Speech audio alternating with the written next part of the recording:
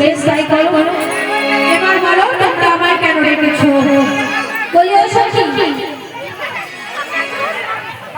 বলি মাসি, বলি শোনো শোনো, বলি এটা কি মাছি? একে তো দেখে মাছি বলে মনে হচ্ছে। এই যে শোনো শোনো, বলো বলো মাছি।